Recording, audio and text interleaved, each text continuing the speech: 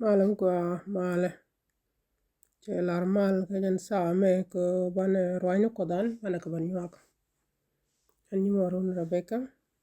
I listen to Thursday Sabbath school listen to Thursday jan goro ban yak ya ke jan sa me che kon ban ga listen en wara udien quarteran che don kel wo batok ron kel ron jidit ala 2026 bana tong quarter mi jidit bana kodla ta laj bu ko kon rom ri runa ne me wo kon ko ron mi jidit so quarter en lesson en wara udien cha sign da cha gore God is faithful so kot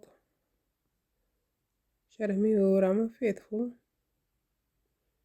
ram ta ko tok ka ram war wa ne ko wakan ko idien so kodan ko tuka ko mta ko tok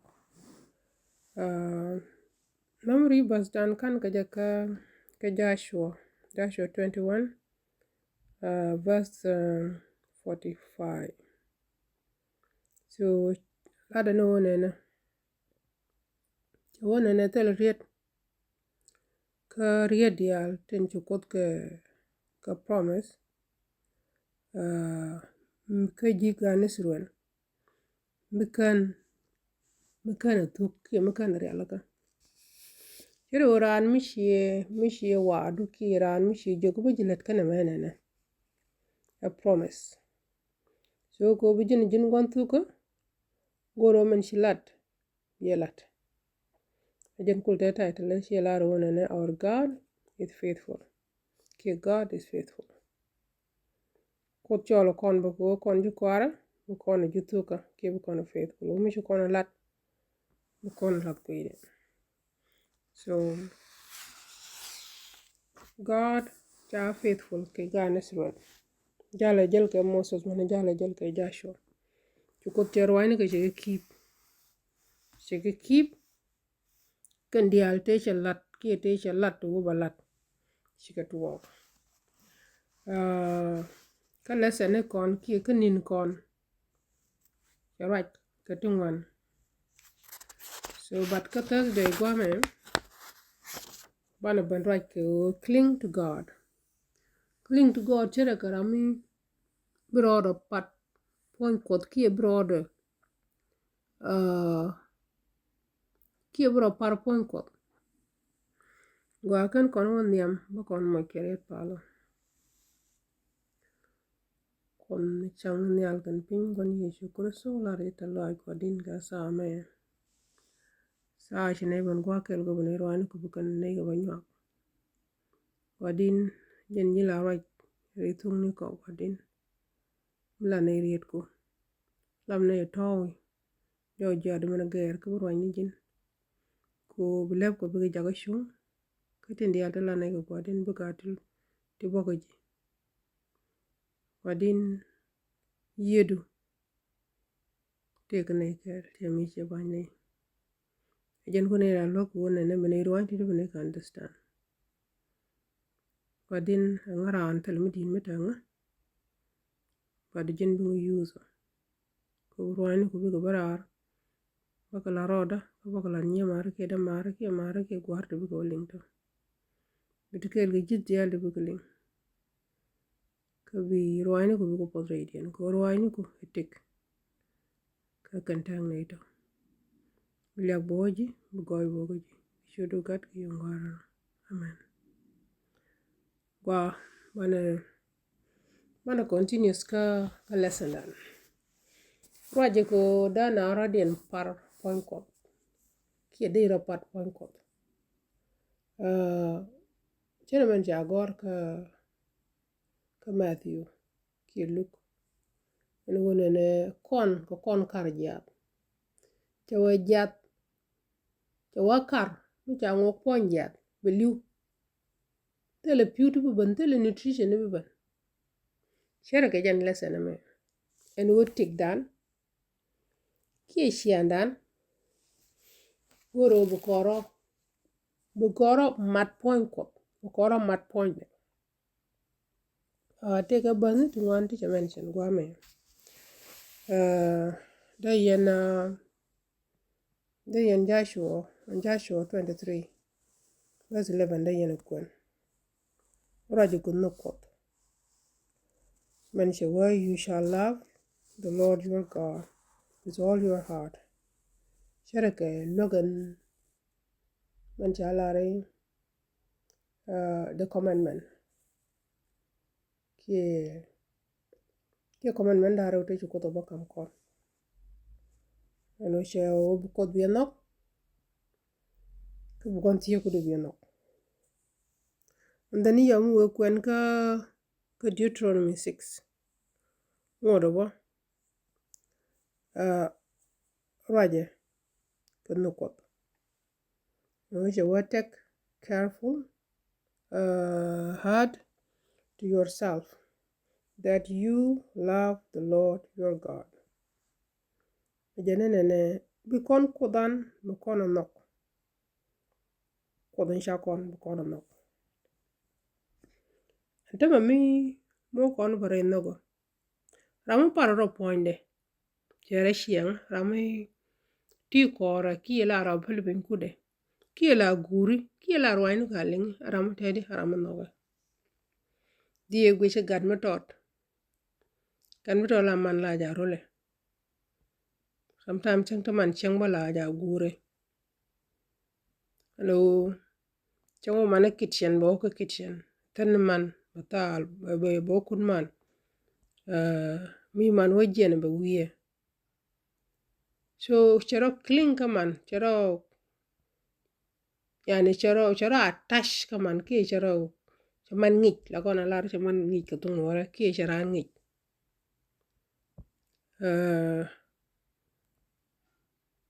Ka ngijiran tunuk tuitin. Tel ramu lugu mide ito kude mide inende mide yenok. Ane ramu nogo. Chicken e woodbo. Michikaro nok chicken e take. But muno karodian chikarodian separated. Chang ne re chang ne ching taken chang kel daga ito dual kel daga ose lun kel daga kitchen kel. Nuk chikaro cling together. Chikaro ngich. Yalar chikaro ngich. Bugo okay spot kel. Tambu kelet gwa kel. Chika dagpin. The same thing baka mane. Maad nogilong ki maad mi shiarang ich la yen takel. Tongo yen dual gora kel. O yen let kel. O yen jal kel. Muteke party. Bia rodun your telephone. Bia wakel. Bia lunjo kel. Ti dia let yen kel. Ki Jesus chelaro. Tela mar muditi mar maada. Jawa jen ba yu cholo manaka kajen. So ka relation ne dial tomu kuj konga. Lo ne pran mu noge. La roda tiye je bu mutet. Ka yo mu noge. La roine ka bala ka ling kala ka lede.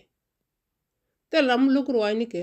Kami chi roine ke ling. Mdei gwar. Kadei ta pat kore ki da yara dun ka bubum. Teleja. Kuyi mo kot siya la ro ne nogde. Nogde. Nog roine ke. Kamu no kor roine ke. Man roine ke. Bako gwar. Siya la ro bia ruru nok. Man kukon bhachiru kukon o kwen. Kwen kono ko Old Testament. O yo kono bia ruru nok. Nok kuwaru kudu kalo duke liu. Ko bom duke liu. Kisharu ke liu. Kono kon tiye gadu. Siya manok roro. Old Testament. Ene ke New Testament jikon wanjiri jawa ya kam New Commandment. Ucharu ja New Commandment kishe kon ngun. So commandment eshe ngun. Siya ban nyok loy kon. Siya man nyokam kon. Ko wantele no kot. Chikor waino kot. Chikon gado longo gur. Chikon gado longo lat. Goro.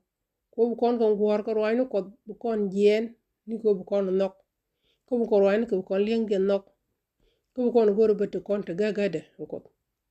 Ka jala kandano. Ka jala salvation. Ko muto kon kel go kot. Agum gwa mala kon ajak. La kon ganga ko duwar do kon kalat. La kon ganga ke sher yek dial. La kona ganga ko ye mudo kon gaga ko da ye ko la tere idan. Ko ye ko mi tere idan bare idan be lak. tel nyir bi ban tel shar jeng bi ban tel kanti dial tine dong de jago bisin chika bi ban shi da shar bote gwam jeng mutin gwam chi tel ye kot shi da wote so kot ko ban wani ka bana ka long ko ne bana ka follow goro ne bana te gagada bana no ko no tok ka bana jal ga ke wargan shingda mi nogran example mi shemela na ngot gada de jin nyal ke jin dor te nyam no ke te dor no aram ma la te widu ni shang te widu jeli ke jele den dor ni ni bolla ge ka ala wo ci wudu che tiang ko en mind dan da kono control mind kono control wo mind de shift kuma de de work shall miti ge shar reject share de ye work shar reject de mi go de share de mi go de imagine de tare illusion are kati go widu kuma shalo nogran la ja lutu widu day to widu day share day to widu mite ti shalat share ni ke guju sur ni ke ku ko imagine tingo dial te la day suma lek ke ken dial na kan de widu rama mara mo nogo so ko kon kod mun no kone do kon widan do kon tingo ja sometime agoro gude ba tingo kod ke nyen kod nyen muguji Jerusalem mi kwa describe chemen cha describe ka revelation la goro kon bu kon jien pin kwa me ka nyirya bu kon ko nyinel man go ni how cha Jerusalem cha describe cha ka bi ka goal imagine goal char mu te goal mi jelitin ka year mu te glass ka woj mi boyde ba ko woj mi tel jey tel wiye tel mu ti dial to do kon widan bu kon latin di wudde latin ku imagine ku ja analyze ku ja nokbo jen shiga maran ko kodo goro everyday char mo ngaji kodo la tije ni woti wi mon me kate titele ji control ke di ngaji wo there somebody te rami ku control ko ngane ku control ko ngabo ko jegno wi mon me ko goto do bi jen ku ju go wutin ko ku ju go wutin so on period to me me to wang le po je bunga chi de wite mi ngi tel mi ngi me ruet ge kuji rodo mene me ti 1 year mene me jinti ke pat mene me ti 1 year dong biro bunga ji ku te ke 2 years ro ko bunga jo jiran 3 years ro ko bunga ndero mi ro bunga ko goto bulu ju pinche ga to dong bro kuj bunga liu bi je kuji ngo witin mi kuju ko kuju go ambitin do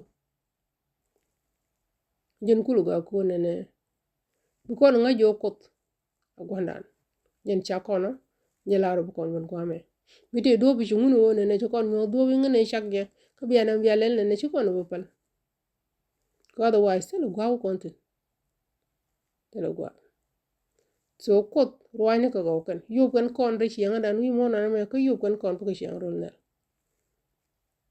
mi jinni jilwa ko dama take credit ni go kuma la ga respect ne paso ko respect ko ga ko me delini je pujo ne lo do rwani kot ke kalat rudian ki most of them ukan kel rwani kuma ko kumbo en basic kana ka kure bible cho ko lo nyoga cho ko lo rek tela book bible jen first book wi mon ke liu me ko bong dial kwa kamrarte ni ngelo sti jel gana mi go jiga gwa kam gara bible tel gwa je kitin golo to bible jen sos ni bong dial so kujuma kodan e faithful kon tuga rwani ko chungan weidian promise yalte jalat garis rol ci ko pol fiel ko cholo kono go parro poinda goronga kan nagar wayne ka ku yom kon ganga ti dial ti dong do kon jet so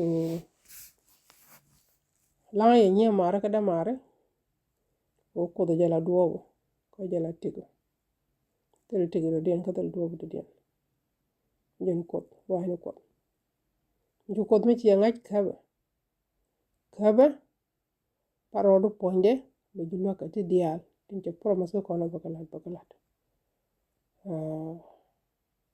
apa ko ama ba ko ka pal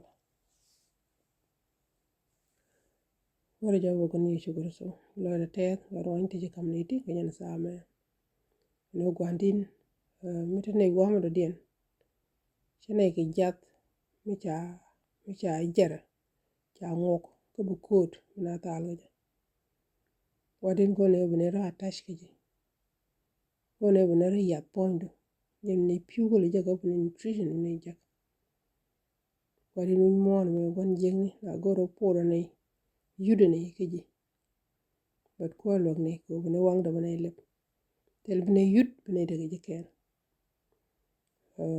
tan ga ne ken jen sa me ro ndial ne geleng pono ke jini ko pono ke lonni ko jang ni jam ne rel ka jang bana du wona yoban wi ban godin bene jak ni wona ne ci ne rel ka goy bu ko ji lew bo ko ji ke ci dial mi ci di shu mi ci lu jala ngere kuida amen